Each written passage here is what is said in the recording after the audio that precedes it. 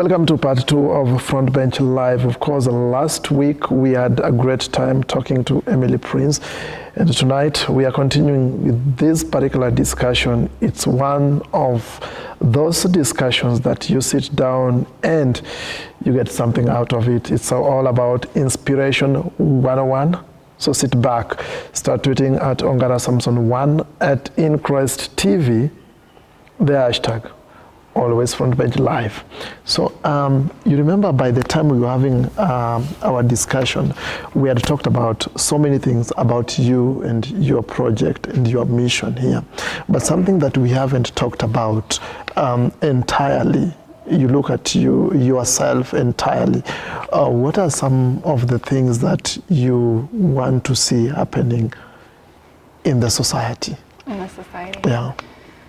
I think as I've gone on my own journey of growing up and becoming a woman. I got married very young and had to stumble into womanhood a little bit and find my way, and through that discovered, and through my experience with working with other young women, just saw so many issues that women and young girls face, and I wanted to be part of the solution. As I was working through my own identity and learning to be a woman. And one of the biggest issues that I saw was so often the issues that women face are very foundational, they're very common all across the world, very similar to what women need. And if we don't learn some of those basic things when we're young, we just become women with a woman body, but we still have a mind of a young girl. And so I want to help women become strong and solid in who they are and what their contribution is to the world, because I believe when we can work on the dynamic of women and men in our world, we become healthier. We become healthier societies, we become healthier organizations. So everything about us, all of our little issues that we have, we take them with us everywhere we go. So we take them with us into our marriages, into the workplace, into our jobs, into our relationships with others. And so helping people understand what those issues are in their life and how to heal, how to grow, how to thrive, I think can help change our communities. Mm-hmm. How do you feel working with the people in the community? Like what you do by and large is all about humanitarian, humanitarian activities. How do you feel by and large, working with the people within the community and, societies around? How do I feel about working in humanitarian type work? Yes, and just going out to meet people and the things that you do. How do you try to, understand that kind of environment? Does it fit what you are doing, and are you happy about it? Mm-hmm. I think I come from a heritage of parents who have given their life for humanity and who have given their everything that they've done since I was a young child has been about helping people, ministering to people, helping first raise 6 children, and they've pastored several churches, and then now are missionaries. And so I think that the heart of my parents and watching them as they have given back, and our home was always full of people. We always had people in our home. There was many times where we opened our doors and allowed people to live with us who were maybe homeless, things like that. And so I think for me, it's just part of who I am. Mm-hmm. And I believe it's part of what I'm meant to do is to help develop other people. And that's actually what gives me the most excitement in life, is helping others become their best self and helping people develop and helping people overcome obstacles in their life, and especially mentally. Mm-hmm. I love helping people overcome obstacles that they've created inside of themselves. Mm-hmm. and helping them thrive. I want to take you back just a little bit when we were talking about Priceless Project. Is something that is envisioned to reach the world, the entire world, nations across the world. Yeah. And there is this perception of cross-culture, of, not even cross-culture, everyone has a perception, especially how they look at people and what they think about people, and anybody anywhere would probably have to think about something or someone according to their perception. And this is something that you want to take to the world. Have you ever experienced what we call cross-culture perceptions or something about that? I think I was nervous. I was a little bit scared when we first moved to using the curriculum in Kenya. The very first time we came to help do a training, I felt that I wanted to be very open-minded to the fact that maybe this curriculum would not work in this context. Maybe the culture is too different, or so I wanted to be open to that there's the possibility that this is not a cross-cultural type thing. But when I came, I started the training with the women who were there, and I asked them to tell me the issues that their girls are facing. And we had a board that we wrote all of the things that they said on. And I stood back and I almost wanted to cry because I could not believe that it was exactly the same as the issues that, say, our girls in the US would be facing. And it was in that moment that I think I realized we are just human. And at the very, very foundation of what we need as humans, as women especially, we have the same needs. And so I do believe some of the examples and the things that we use in the curriculum have to be contextualized to each culture, but I believe the basic principles are just foundational to who women are and what they need. One of the things that both you and I are aware of is that the gender that you are dealing with is kind of vulnerable, and you are trying to offer what is called a training and orientation through your curriculum. And most of the time, like I said, this gender is, however much they have been empowered, they still remain to be vulnerable. Yes. And some of the times, they go through, gender-based violence and stuff. Is it something that you are also trying to deal with, or is it something that is you've excluded within your program? I think I am trying to stay very focused on what the piece that I have to offer, and I believe that piece is helping with this program that I've created that has a system and a process and can take girls through to help them renew and change their mind and learn some new things. But I have partners who have very much have looked at the needs in their community and are meeting some of those needs like you've talked about, and then they're using the curriculum as supplemental. So that's actually my heart, is to partner with people who already have the passion.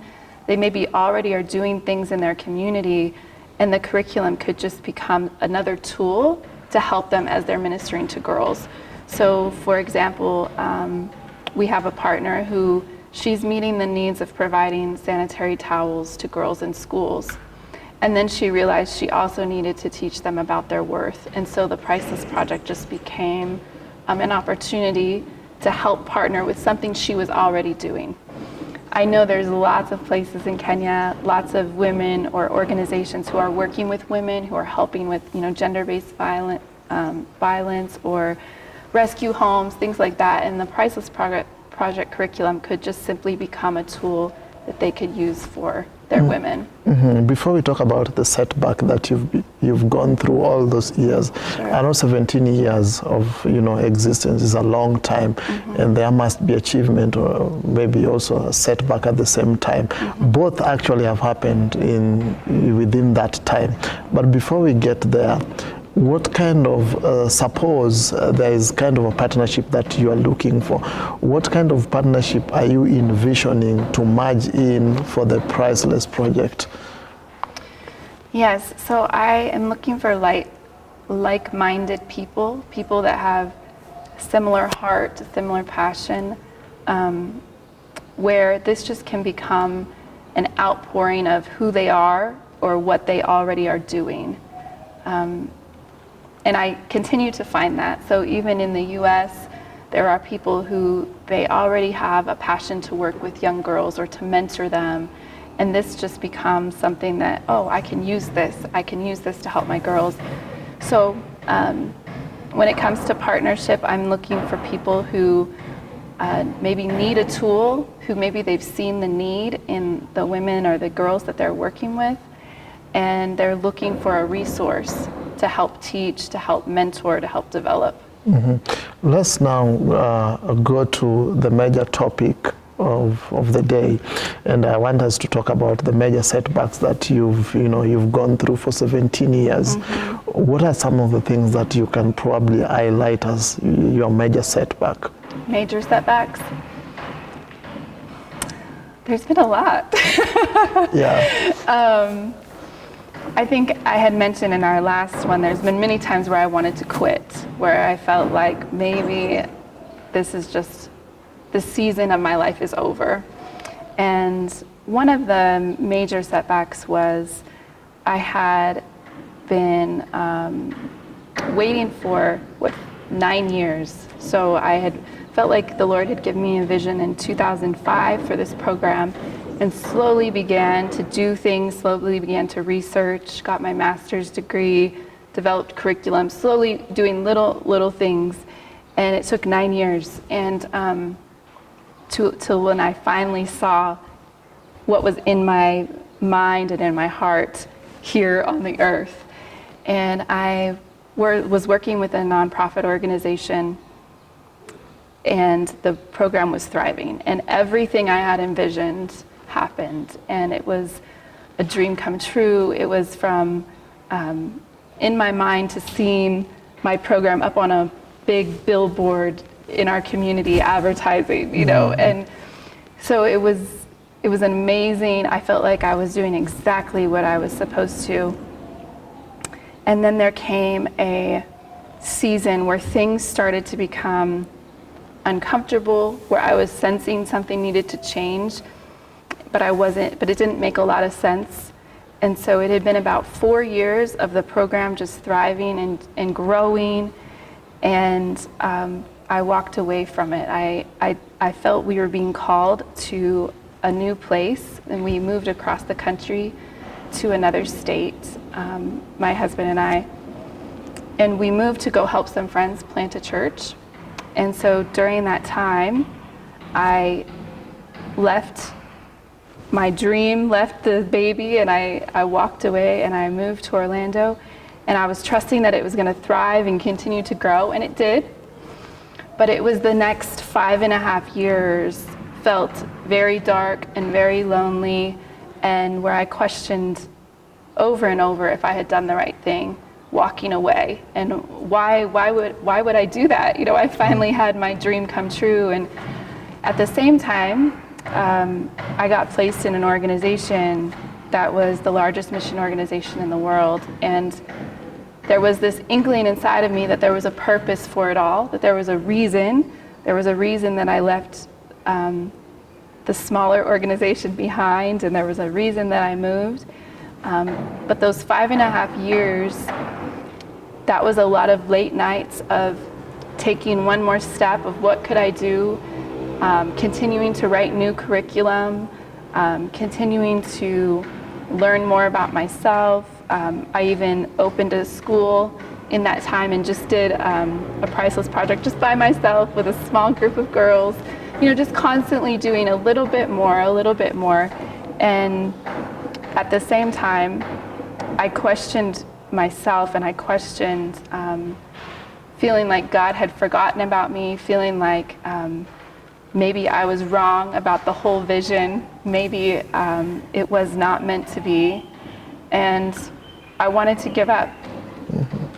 And then it was, I think, 2018 when Jackie, who is one of our partners here, called my mother, who she had been close with for years, and asked her about, I need a program to teach girls about self-worth. And that's what launched us here into Kenya. And that what is happening here in Kenya has become fuel for me. It's become fire for me to keep going, as I've seen how impactful it can be across in a different culture. And it continues to revive my passion and want me to continue to grow. Mm-hmm. And now, because you started by targeting ladies, is there a specific age of ladies that you're targeting, or just any lady? Yeah.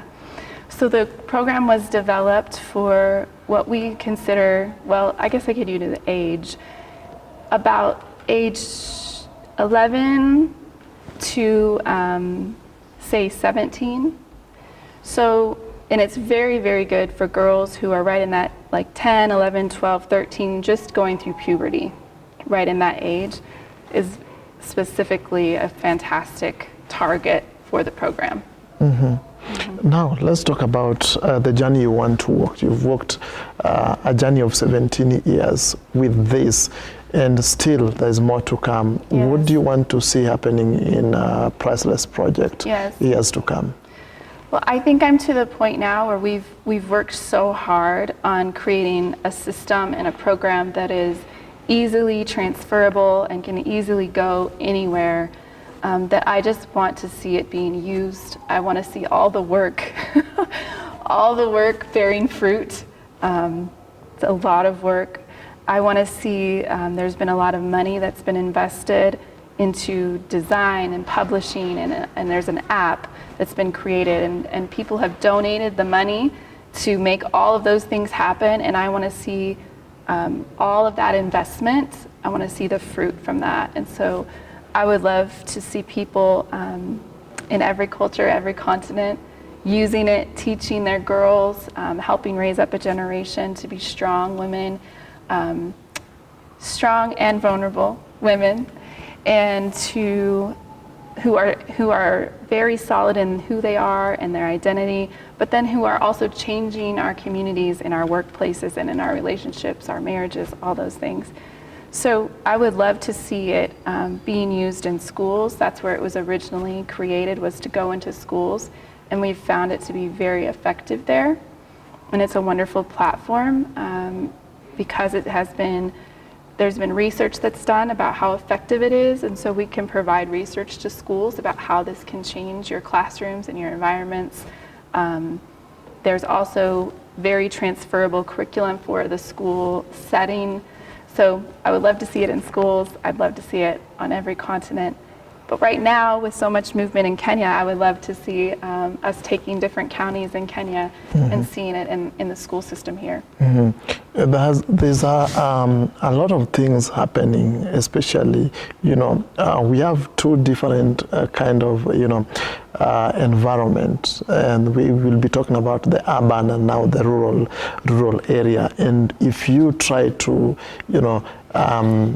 evaluate whatever is happening, most of incidences might probably be the same, but some of them also might vary according to that kind of setup. Are you targeting a specific setup, or it's just a general when you're trying now to reach out and distribute the curriculum, or you're just targeting general? So are you asking the rural communities versus maybe like the city? Yes, will it transfer? Yes. Which one now do you give priority in terms of where you want to reach according to the need you see in those particular areas? Yeah. That's a hard question. I'm not as familiar, I guess, with here in Kenya. I can say what I've seen since we've been here. So we went to a school in Kajiado County, and way out in Maasai Land, and one of our partners is working there with those girls, and she is doing a fantastic job. And that is a very, very rural school. Kids are walking 8 to 9 kilometers to get to school. And she's having a very big impact there. And she said to me, as we passed another school, and I said to her, so are you going to be in this school soon? And she said, I am only going into schools, I'm assessing them by their need. And so she is looking at maybe the demographic of the school and the needs of that school, and how needy are those girls comparatively, and if she can help meet a need there. And so the need she's providing, is the sanitary towels, and so she's assessing by need.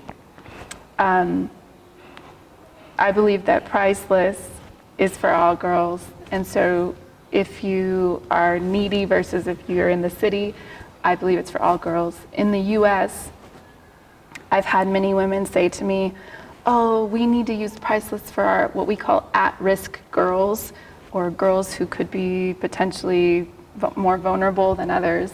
And I always push back at them and say, no, it's even for the good Christian girl who's grown up with all privilege, because it's just foundational to what women need to develop. Mm-hmm. And I want to give you an opportunity before we wind up this particular conversation, just like I gave Dr. Larry Prince, just to try to evaluate how effective both curriculum has become. There is a curriculum for ladies, and now there is a curriculum for boys that he mentioned. By the time it was done, from that time to now, it's about like 1 or 2 months. So. Yes. I want to give you an opportunity on the bench just to try to evaluate how effective this has been, and what you can actually run through the whole process. Are you asking me how effective both curriculum has been? Yeah, like you said, they are very new. What we're excited about is everywhere we go, when people hear about Priceless, they say, well, what do I do for my boys? If I'm to give you all these girls during the school time, what am I supposed to do with the boys? And for the longest time, I had to say, well, this is just what I'm called to. I'm called to girls, and I can't provide the solution for the boys piece. But Dr. French, my husband, we just recently completed the Building Men curriculum. And I'm excited to now be able to say, we have this for your boys. And together, I believe they can be very dynamic. What we've seen here in Kenya is they were using Priceless, the curriculum called Love Thyself-y, for boys and girls from very young all the way up until high school. And they realized very quickly that boys have different needs. They're gonna have different needs, they're gonna have different problems, issues. And so they asked us, can you please create something for boys? And that was what pushed us to get something quickly to help support the work that they were doing here. And so we're very excited about now the possibility of being able to present both as an option for schools. Mm-hmm. You have a very strong story behind you. 17 years of just resilience is a long time, and you're still holding on to the dream. And of course, looking at what the journey you want to walk, it's a vision that is going out there to the nations across the world. Mm-hmm. But again, we are so proud of what you are doing. But it's time also to learn a little bit of Swahili, because you're in a Swahili nation, of course. You've walked around. What are some of the things that you've learned across? Are you wanting to know the words that I've learned? Yes. The words that I've learned? Okay, so I know Asante Sana. Okay. Do you know what that means? I think it means thank you very much. Sure. And I've learned Jambo, Mambo. Mm-hmm. I've learned Sawa Sawa, mm-hmm. or Poa. And that's about it. And there's another version of Swahili, what now we call Sheng. This is what I've heard, yes. Yes. Do you have any idea what that is? I've heard that it's like what we call in the US slang. Exactly. Yes. Did you learn anything? I haven't learned anything. I too, I don't want to embarrass myself on a national television. Anyway, thanks for coming on Front Bench Live. We appreciate you. We do appreciate you. And by the time you're going back to the States, just know that we appreciate you and you have a great story. And we are here. And of course, that is where we end up this particular broadcast. Till next week, it has been Front Bench Live. Keep tweeting at Ongara Samson 1. At Increst TV, the hashtag is always Front Bench Live. Good night.